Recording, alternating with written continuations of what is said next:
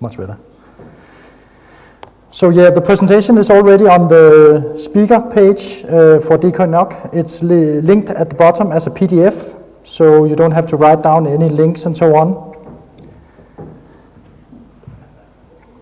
Hello, my name is Henrik Kramshøj and I'm from Denmark. I have the Danish accent, so hope you can understand me.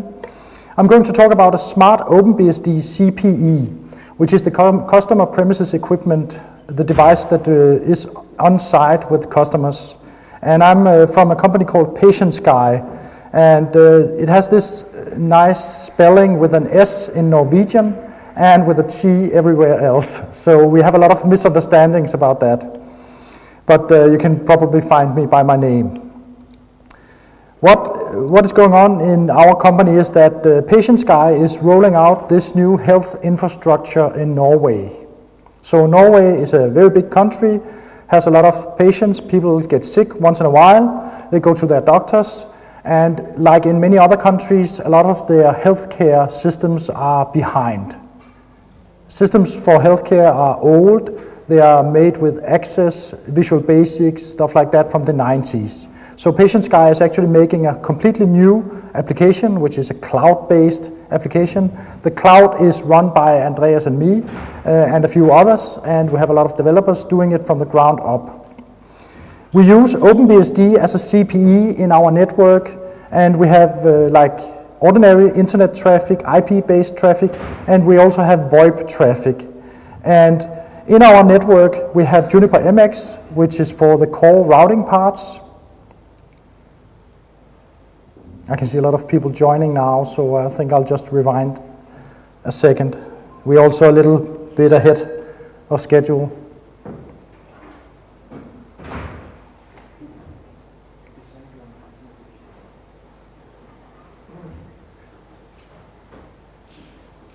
Hello and welcome.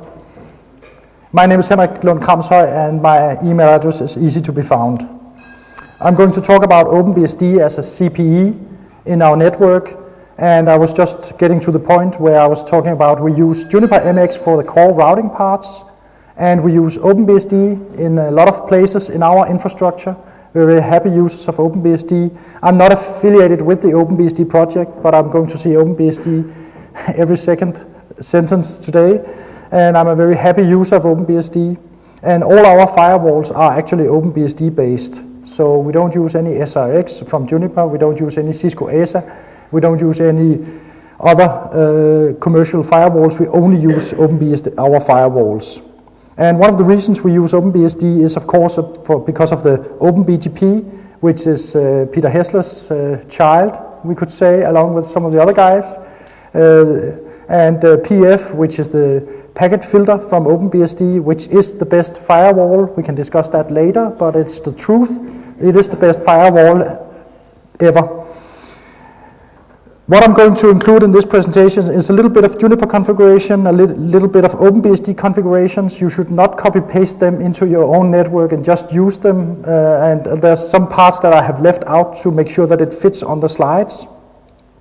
I'm going to talk a little bit about some of the more advanced features, which is actually why I'm doing this talk, because we use BGP to get prefixes and put them into the firewall tables. So we are disseminating information from a central point into a lot of devices out in the network, and then allowing the PF packet filter to act upon the traffic, do special case treatment of packets depending on if they are in these prefixes or not, which is a very dynamic, very easy to administer, very easy to run way of getting information out into different places.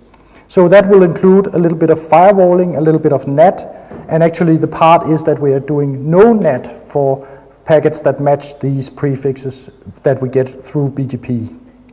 I'm going to say a lot of good stuff about OpenBSD because I think it is very nice. It's a free open operating system, and we have benefited a lot from using OpenBSD. There's a lot of keywords that I will go through this presentation, and there's a lot of buzzwords, and some of you might not know each one of these particular standards that we're using or features that we're using, and I'm not sure that I can explain everything in 40 minutes.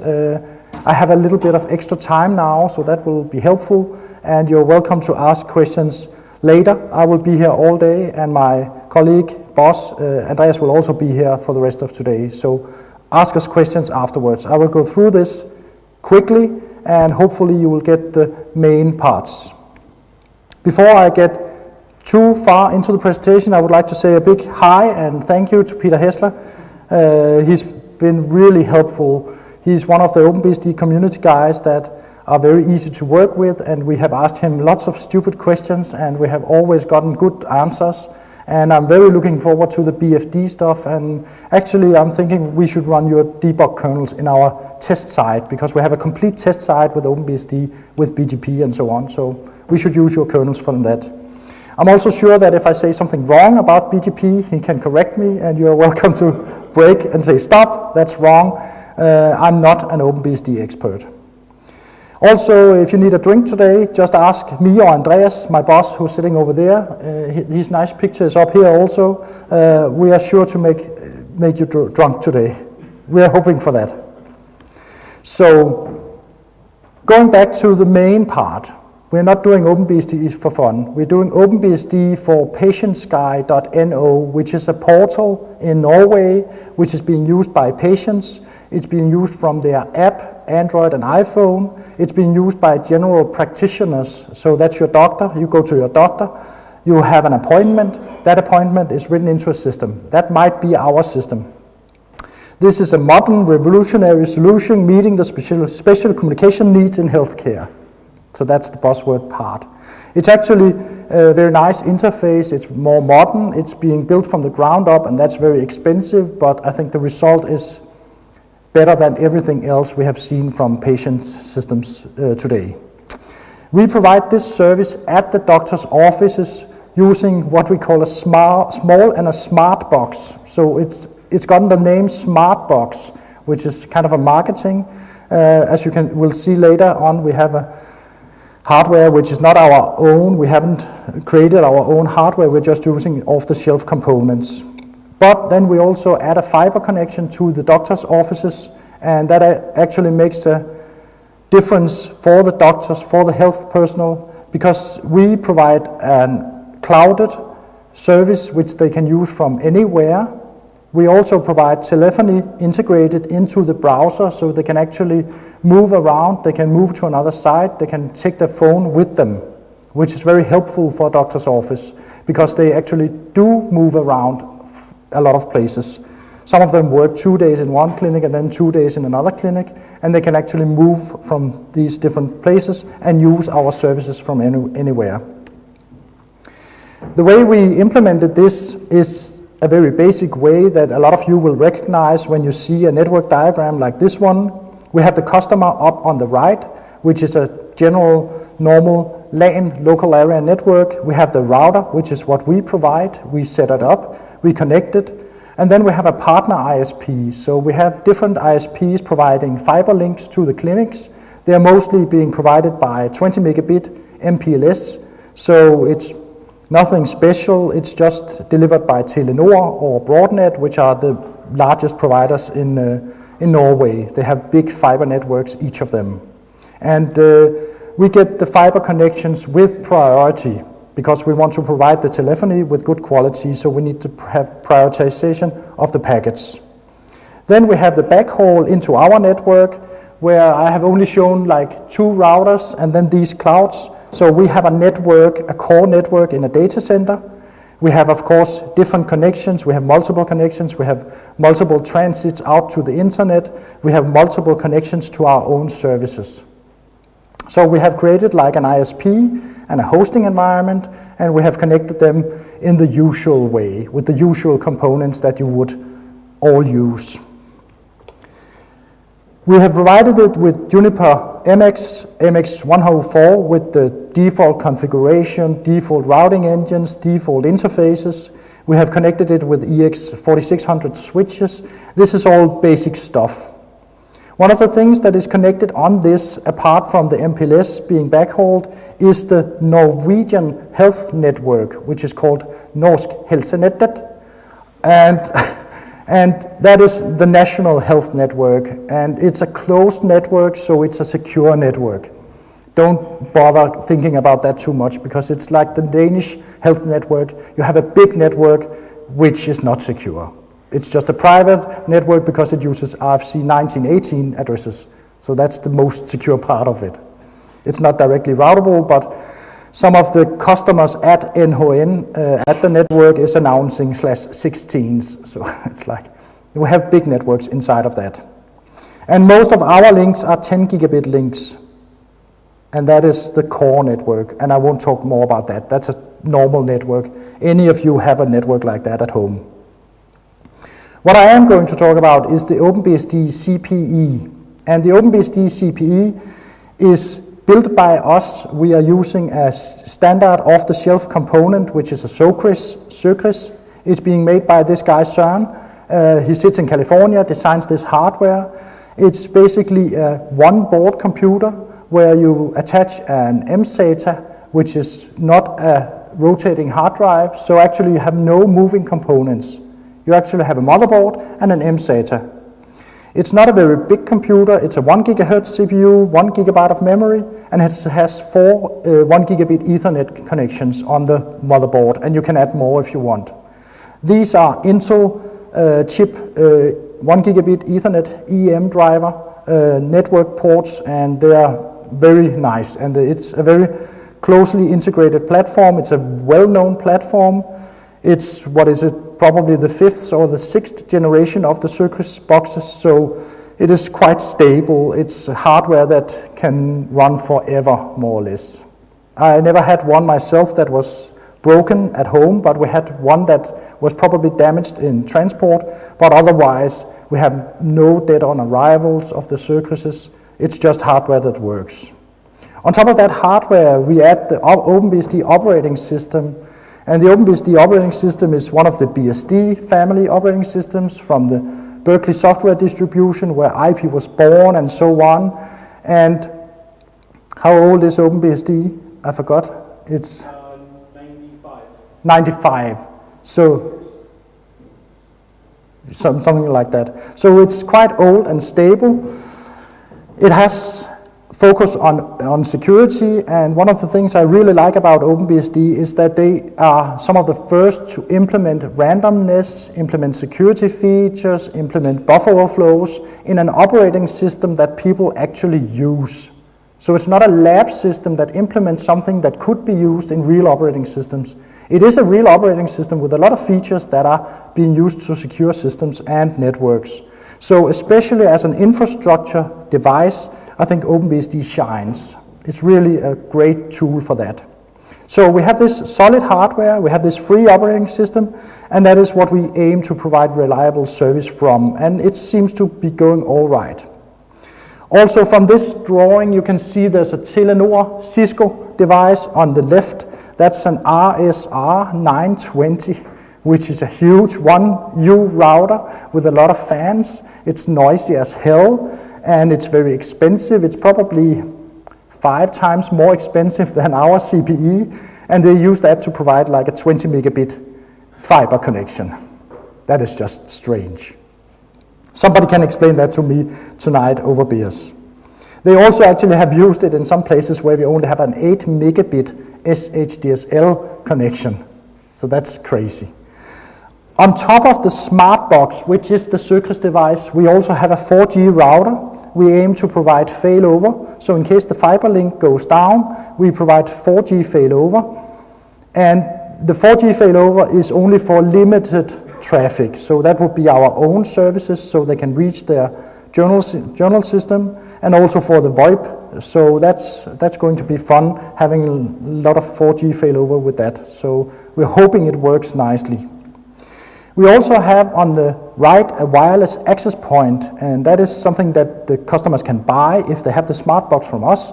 We have an extra port. We can allow them to have an access point that we set up, and their guests, their patients, can actually use this wireless access point.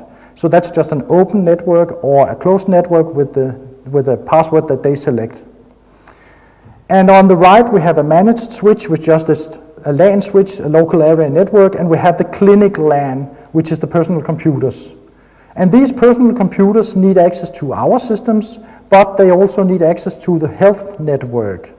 And already here we can see that there are some trouble because we have a wireless access point that guests can use, and we have some PCs that need access to a highly critical network, the Norwegian health network, with healthcare records, and we have to isolate that.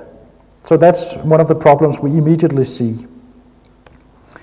We also meet some more physical obstacles when we go there. This is one of the better places, and I think it is a device that is just hanging there in the network cables. And on top of that, is that, yes, that's the router from DKNOG that is just put on top of the rack. So that is what we meet when we go to these places. Just today, my colleague was setting up a new box, and behind the rack there was 20 centimeters. So it was lucky that it was Knut, my Norwegian colleague, that was there, and not me, because I wouldn't be able to go there, actually, move into that place. Not always this bad, but usually it's not good. This is an environment that is not friendly to hardware devices. So it's very nice to use our Søkris, which is pretty hardened, no moving parts, you can have a lot of heat around it without problems, and also the Cisco ASR is actually temperature hardened, so that can also survive this in existing racks. When we have installed these CPEs, the OpenBSD CPEs, it's also interesting to see if this 1 GHz CPU and this 1 GB of memory is enough. And from this output, which is just the top output, we can see that the load average is low, and the CPU is very idle. We have not a lot of memory use. We have actually used 25% of memory, so everything seems to be going fine. We also have a BGP CTL show, which is the OpenBGP command for showing connections and showing the prefixes, number of prefixes received. And from our central side onto this smart box, we have around 10,000 entries, prefixes loaded. So that's nice. I was a bit worried when we started out with this, having 10,000 prefixes loaded on, but it takes just like less than a minute, 2 minutes, and then the connection is stable and the box is routing traffic without problems. We also have a word count lines of the pf.conf, which is the primary firewall configuration for this rather complex setup, and it's 86 lines on this device. So 86 lines is not a lot. That's something that you can print on one page or more or less. You can read it with a cup of coffee and you can actually understand it because it's the OpenBSD PF, which is a very readable format. We also have like the sysctls, which is at the bottom, and I have only enabled IP forwarding that is built into the OpenBSD operating system that it can function as a router. And there's no IP version 6 yet. That's my fault. We are working on that. I wrote my thesis in 2002 about IPv6, so I would rather like to turn it on, but haven't done so yet. We have a lot of important processes and components to this solution to actually make it work as a CPE. Luckily, we have the OpenBSD kernel that does routing. Thank you. It's very nice. Just enable it by the sysctl and you can do routing. But actually, we wanted to have a drop-in replacement configuration. So if they have a router already with a default gateway in the local area network, we would be able to unplug the cable, plug it into our device, plug a cable from our device to the existing router, and everything should just work. That was a requirement that came from above, from this guy. And then my colleague at the time, he said, how can we do this? And we looked at the OpenBSD multiple routing tables, and actually it's very easy to just take an interface, configure with the same IP address as the old router. That is the interface towards the local area network. And then on the other side, in the other routing table, routing domain, you actually configure the default gateway to be the same IP address on the existing router. And that works nicely. It's so well integrated with the firewall set so that you would never notice actually. You will see the example later. So that's a drop-in replacement for existing networks. On the OpenBSD, we also use the NTP for timekeeping. We use the SSD daemon for secure remote access, of course. And we use a DHCPD in places where we provide the IP addresses for the network. But more importantly, we use the BGP, which is built into the OpenBGP. So the base install has a BGP daemon. We can connect that to our MX. We can export the prefixes. We get the prefixes as a table. That table can be used in the OpenBSD packet filter, and that is what it really connects it all, because we need to have an IP address, we need to get the prefixes, but then we can use it in the PF.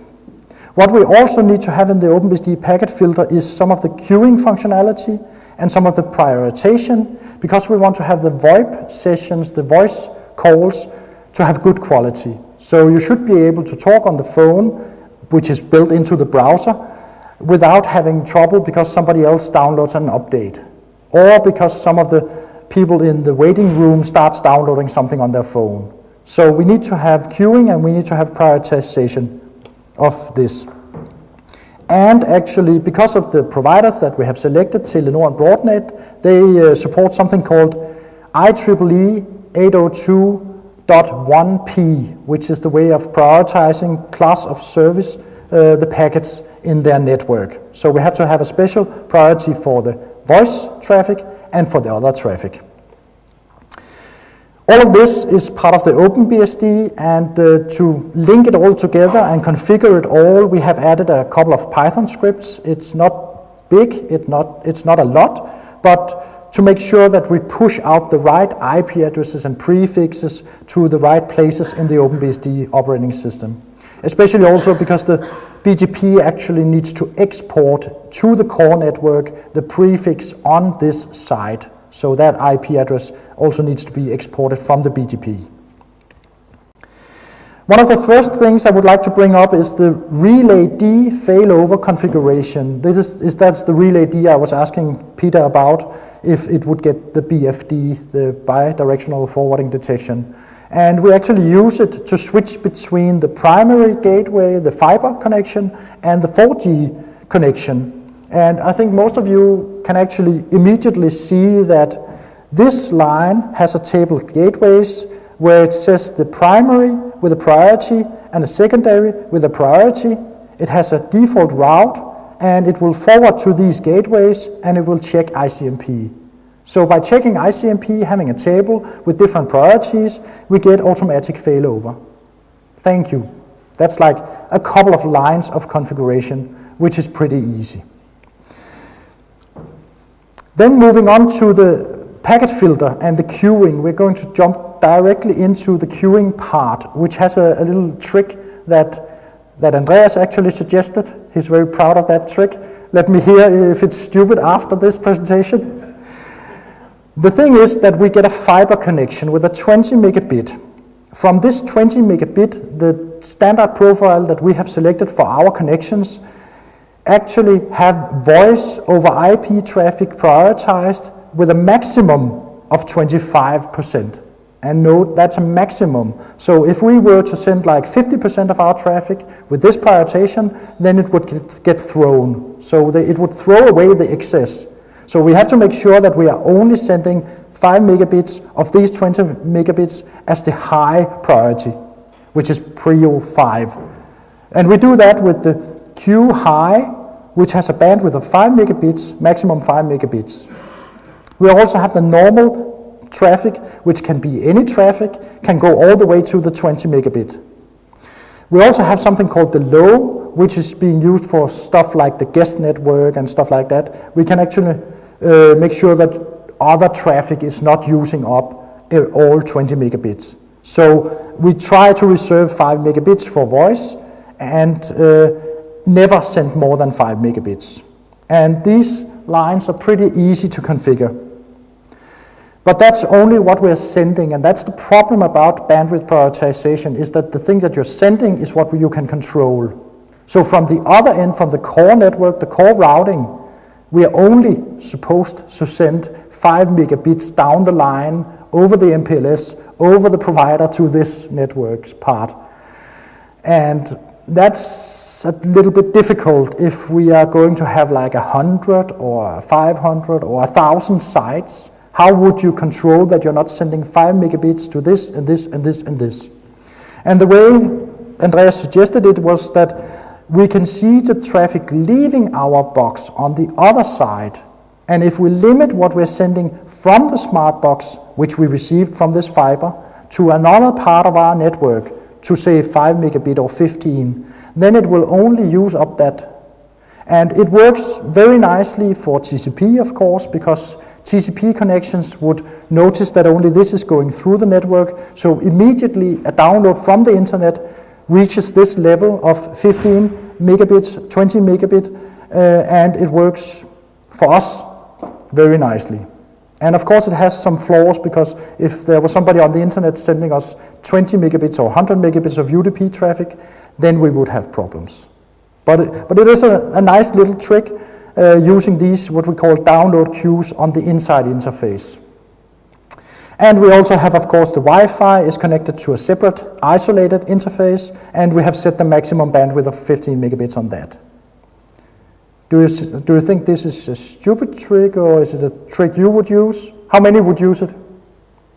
A couple of people would use it.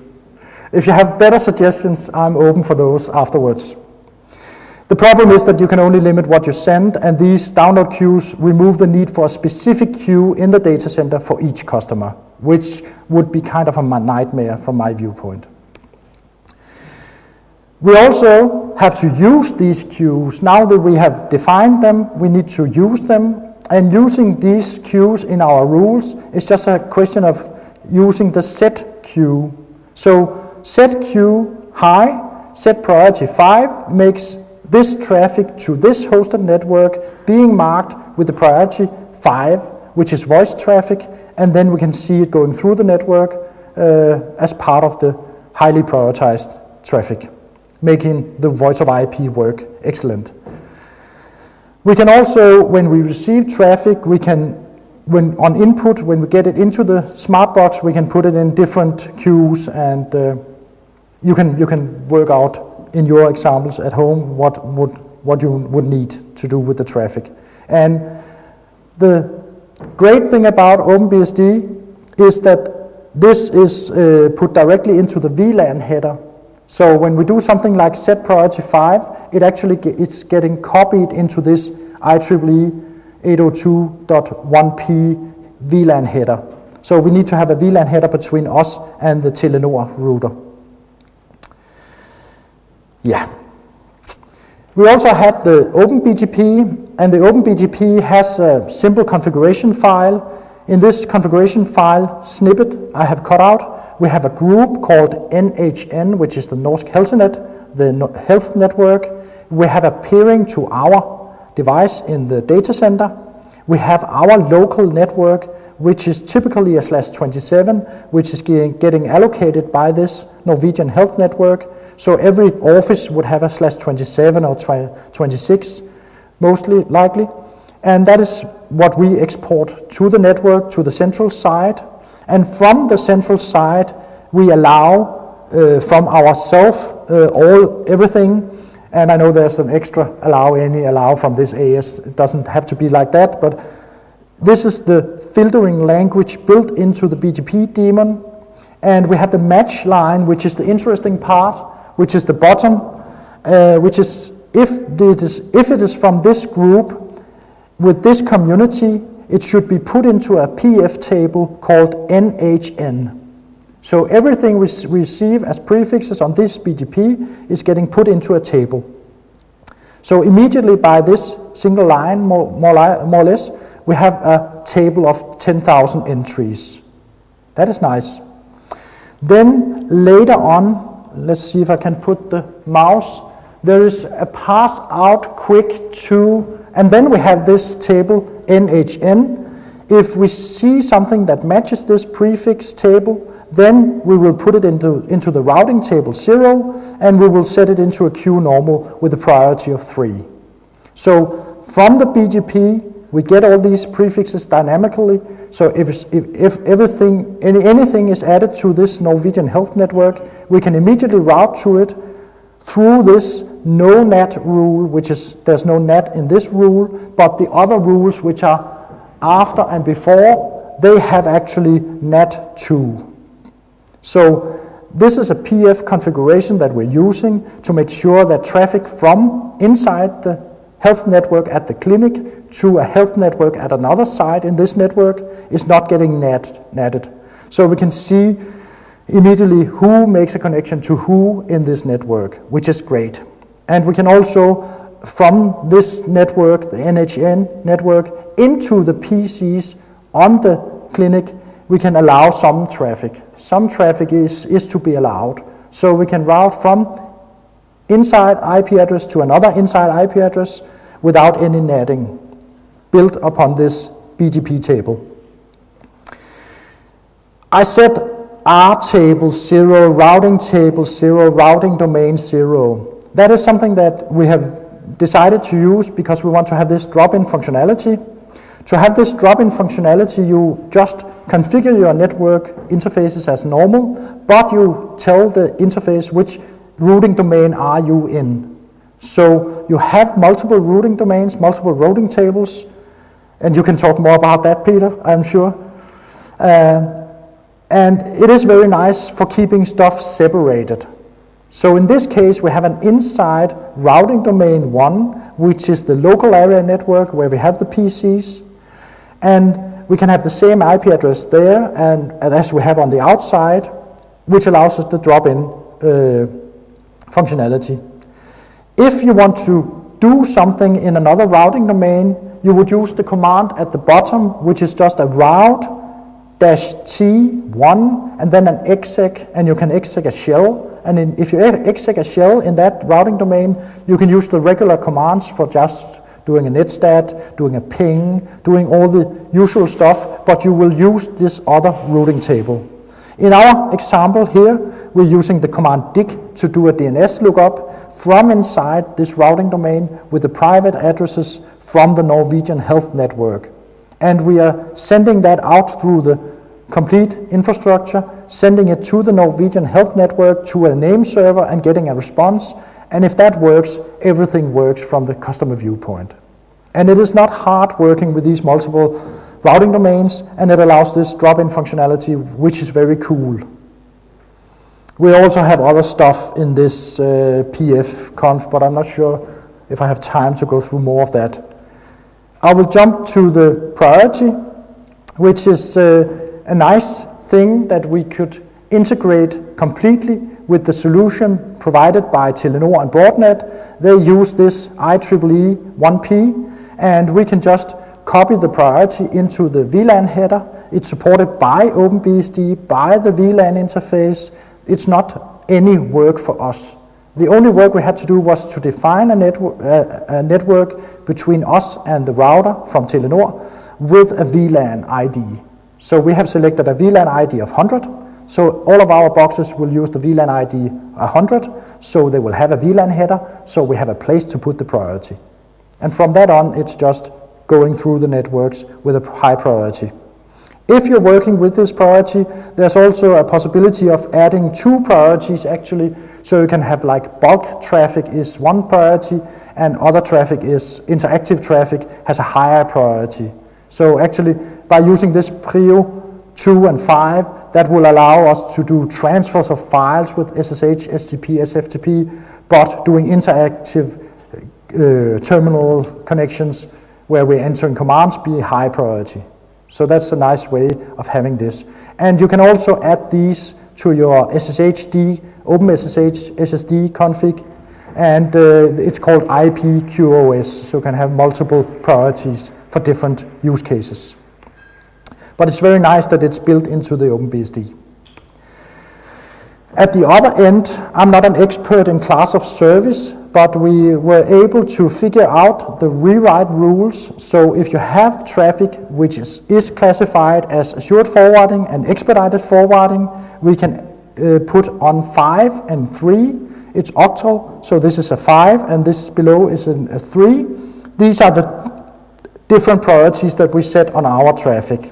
And the way to get the traffic into these forwarding classes is by sending it from our firewalls in the data center with a VLAN header with the priority. So the same thing we do with the smart box on site is what we're actually doing in the other end at the data center with the OpenBSD firewalls there. So it is quite easy to mark traffic and get it through a Juniper network. There's just a little extra thing, which is that we get all our connections delivered with a double tag, so we mark both inner and outer tags with the same priority. So we can differentiate the different sites with the different VLAN ID, which is the SVLAN. In this case, in this example, it's 1008 is this particular connection, VLAN ID, the MPLS connection to that site, but at the end, with the router from Telenor, it will get tagged with 100 and then sent on to the smart box, which means that we have a simple config on all our smart boxes. What time is it? How much time? Plenty of time, great. Maybe we can rewind and take questions to the specific parts. We have decided to use OpenBSD because we already knew how to use OpenBSD. We have used OpenBSD for a long time. Using OpenBSD for this particular project, when we started to initiate that, it has been very, very nice. The thing about OpenBSD is that it's free. There's no license fee, there's no entry fee to install multiple routers, multiple devices. We can install the number of routers, the number of firewalls where we need them. So it's the need to have a specific function at a specific place that allows us to select hardware and deploy OpenBSD. There's no license, it's free to use. That's nice, and we really enjoy that. And we also actually support it. We do send money to OpenBSD, and we do buy the CD sets, and we like the stickers and so on. It's also secure and stable, and I've been using OpenBSD for lots of years as my own personal server, mail server, IRC jump host, home firewall, and etc. And it is a secure and stable operating system. It may not be the fastest operating system. It may not be as fast as Linux or FreeBSD for forwarding packets, but it is secure and stable. And I have had cases where people have left OpenBSD machines running for years without any updates, and it wasn't hacked. So I'm not saying that you should fire and forget OpenBSD machines, but if you happen to forget a server, then it actually works and it does what it's supposed to do, and it's not getting hacked easily. So it's less worries for us, and it's also a stable network. With the devices that we have in the central hosting environment, we see that we can forward the packets that we need to, and everything works. Then we also have all these nifty tricks with the OpenBGP, because the OpenBGP is included with the operating system, it's built into the operating system, it's part of the base, it's integrated with the packet filter, so we can do these nice things because it's one package from one provider. It's not taking an operating system from one part, taking an application, then adding on something. It's part of the base operating system. Also, having PF integrated with IEEE 802.1p on the VLAN interfaces made a complicated thing as easy as adding set prio to a single line. So that's very nice. I also enjoy the readable format. I have shown you some examples of packet filter, and it has more or less English words. It has a very flexible syntax. When you do lists, you can have a comma if you want to between parts. You can leave out the comma, making it more readable in my opinion, but somebody wants to have the commas, that's fine. It also has this, what I could call syntactic sugar and dynamic constructs, which makes it very easy not to hard-code parts in your network configuration. So EM2:network is the network on this interface called EM2. So when we have a network which is different from each side, which is the PC network, then we can just specify that network with an EM2 network, instead of having to hardcode the specific /27/26 network. So that makes it more easy to understand. We have one single config. We also have a very stable release schedule, usually it's ahead of time, like a week or so with the OpenBSD releases, and it's a 6-month release cycle, and we know that parts that are not getting included in 6.1 may get included in 6.2, so you only have to wait like 6 months or 1 year, and the new features will be there, which also makes it very easy for us to plan installations and upgrades, so we can expect it to have it around November, and then we can start installing it in December in our own development network, staging network, and then we can add it to production in January, for instance. So to sum up, with the OpenBSD as the CPE, we have full control, we have easy, transparent configs. I think if we put all our configs together, the ones that we have generated, it will be a very small pamphlet, very few pages that you could actually, all of you in this room could read those and understand what's happening. The most differentiating part of our setup is that we have decided to do this configuration file in JSON, and the goal is to have a smart box just boot up and fetch a configuration with HTTPS from a central site, or fetching updated configurations from a central site in JSON, and then from this JSON we can push out into the different config files. And this is what we have done in Python. So from unpacking and configuring a smart box, it only takes a PXE boot, so it boots from the network, a small deployment network. We just import a config file, which is this. This is actually the full configuration, and then we reboot the device. Then it's ready. So that's the fun part of doing this. We don't have to do a lot of manual work. We don't have to edit the different files.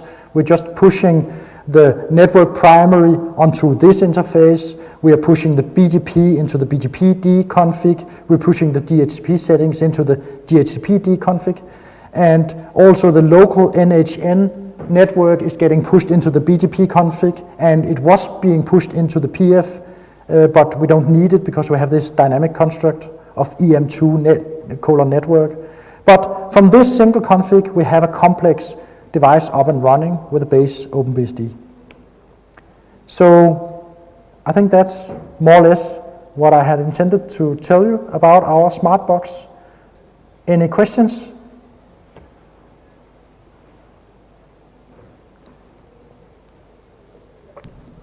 Are the clinic PCs, are they able to access the internet? And if they are, how do you prevent them from spreading malware and getting all those lockdown things? And I think that's another talk, but we have them use our DNS server. So that's one part, and we have been thinking about implementing blacklists on the DNS servers. Currently we're monitoring. So we are monitoring at the central site using a network security monitoring platform, which is basically a server with 10 gigabit taps on the switched network. So we're monitoring the traffic. So we're monitoring what they do, what they connect to. We do netflow 1-1, so every session is being logged. Not sampled netflow, but 1-to-1 netflow is probably called in English. Is there any clinic-to-clinic traffic, or is that? By default, anything going into the clinic is prevented. So if there were a need for clinic A to visit clinic B PCs or servers, then it need to be opened. Okay, so it's already separated from, yes. from clinic to clinic. Yes. So there's some security over there. The current packet filter configuration allows anything out and only certain things into the network. Okay, thanks. And it will never, I have never yet allowed it, and we will probably not be allowed to allow from the internet into this network. I don't think so. We are allowed to do special case like remote desktop. Some of them use it from their providers to configure servers inside this network. So we allow port 3389 Microsoft remote desktop from sites to this specific network. That is allowed. Yes. You mentioned you have 4G backup in case the MPLS dies. What yes. do you have on top of that? Do you have OpenVPN or? It's actually the 4G routers is just what you call it, regular off-the-shelf TP-Link router. It is connected to the DKNOG mobile data. It's called MDA. I'm not sure what MDA stands for, but it's a mobile network which is a closed group. So all the traffic going over the 4G ends up in our data center. Okay, so it's secured that way around. Yeah, in some sort. Yeah. I don't like to call these networks secured, but yes, it's a closed network. I have another, just a follow-up question based on the other question. Do you secure which laptops or devices can connect to your switches in terms of 802.1x or similar? The inside network is not our responsibility. So from the managed switch and to the right is not my responsibility. Okay. They have different people doing it, and some clinics have no people doing it. All right, fair enough. We do monitor actually while the microphone is being transferred, we do monitor everything that connects to the wireless part. So the wireless part is being backhauled to a central controller. So every device that connects to the wireless network is being logged. So just as a comment on where you said we can use commas or not commas, that was actually a long discussion that we had with the OpenBSD developers working on the new syntax for the queuing mechanism, and we probably spent about 15 minutes on arguing that exact point, and we decided that yes, people are going to add it because it just looks cleaner. Maybe they won't add it because it looks ugly or whatever, and it's just like that was a design decision of when we were looking at it. So I just wanted to comment that. Yes, and it is fun because I like it without the commas. That's clean for me, but somebody else would say it's clean with the commas. So it's like the tabs versus spaces.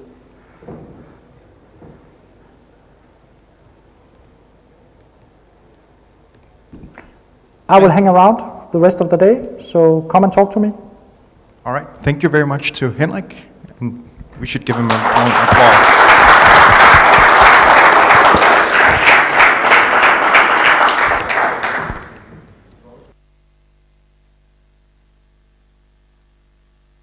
We have a small break now.